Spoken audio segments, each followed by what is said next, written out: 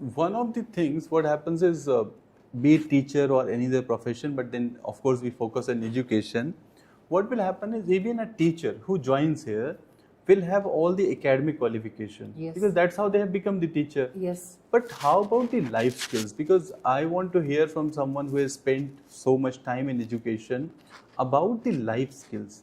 Right. What are the life skills one should develop to excel this in this profession and also excel in their life? Because we cannot say our work and life is different. Yes. At the end, at one point, it merged together, Yes. and Yes. we have It to have overlaps. correct. Yes. And we have to have the balance, right?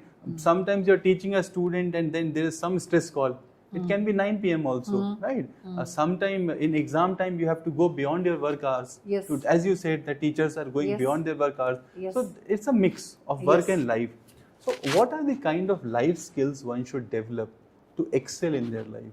Right. So I think to be a teacher, it is not enough if you have the prerequisite educational qualifications. Yes. That is very easy to Yes, acquire. absolutely. And that is the easiest qualification or the box to check and say, yes, now I can be a teacher. Right, So because you have a pathway, you have to Yes, just walk yes. on the path. And in my experience as a teacher, as an administrator, what I've seen is it is not necessary that a person who has the fanciest of degrees, Right. they are not the best teachers always, right? mm. So who is a teacher who really makes a difference?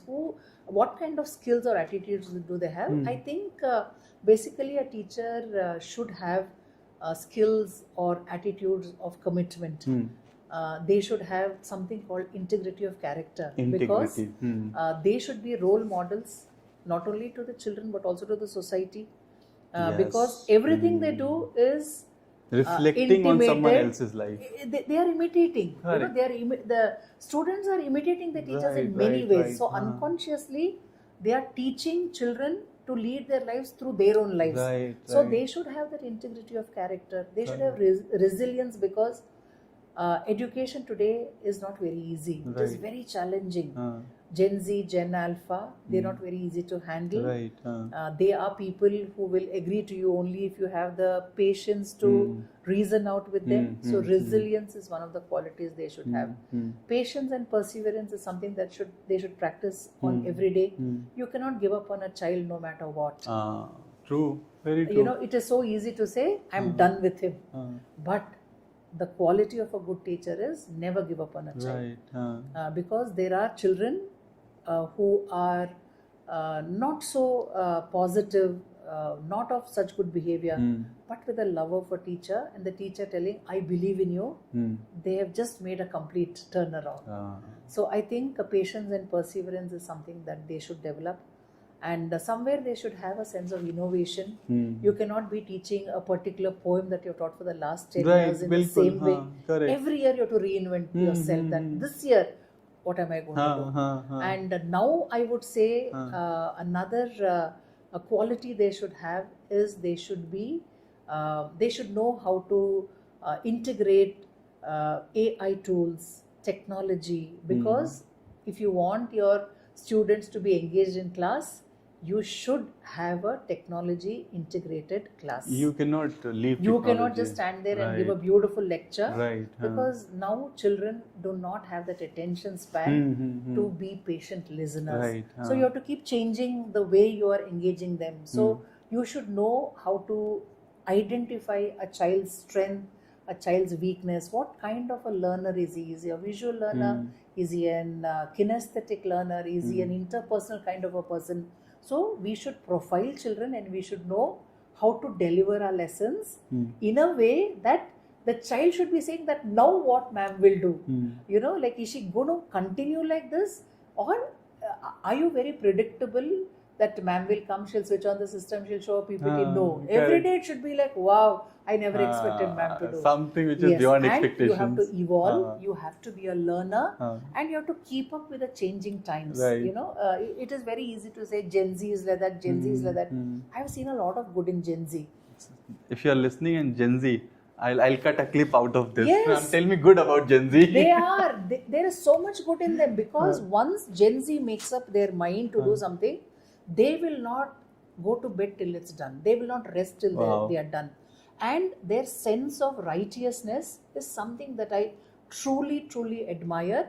If they feel something is wrong, they don't mind walking up to the principal's office and say, ma'am, this is not right, can we change this?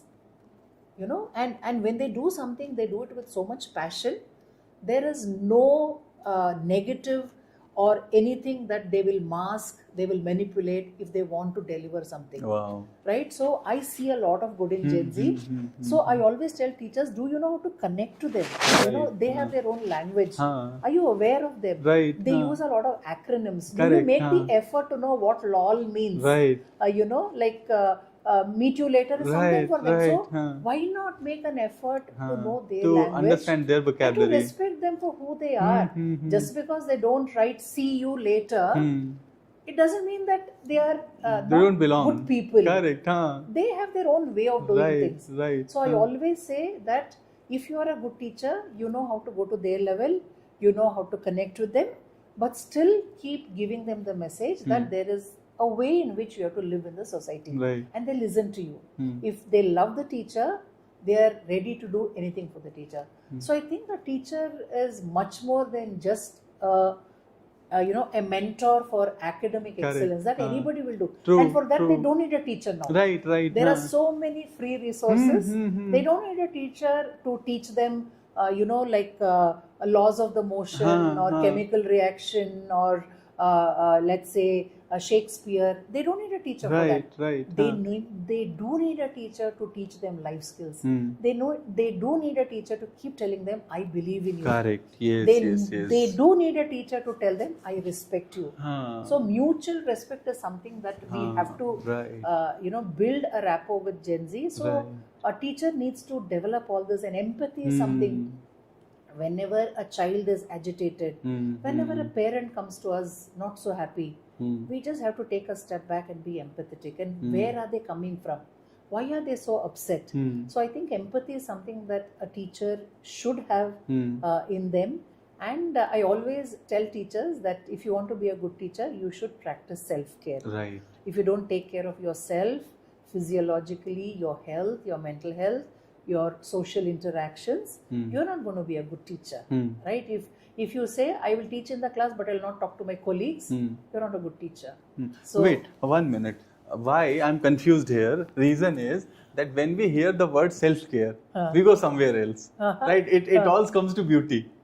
Yes. Right? Yes. So self-care in our terms, when we see self-care comes to beauty in the Instagram generation. Right. But you have broadly identified it. Yes. It is beyond that. Let us tell us more about how do you broadly understand that self-care, what exactly does it cover?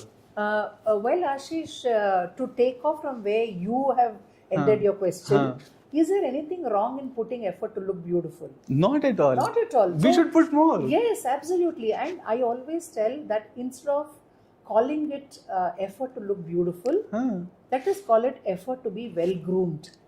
Correct. That is what I say as a teacher. You need to be well groomed all the time. And there's nothing wrong in taking care of yourself once in 2 hours, checking whether everything is in place, because the children are learning to respect you as a teacher, that teachers can also be well dressed. Teachers can also be well turned out. True. Right? So it is not about how fashionable you are, what are the brands you're carrying. No. When I say self-care, it starts with you being happy. For me, a happy teacher creates a happy child, creates a happy classroom, eventually creates a happy school. So even happiness is your self-care? Of course it is. No, I don't know about it. Honestly, I don't know about it. You, if I am not happy, how will I spread this? Because see, happiness and sadness have cascading effects. Correct, yes. If you are sad, unknowingly, automatically, you will create a circle of unhappiness because you are not smiling. Yes, because you are irritated with whatever is happening.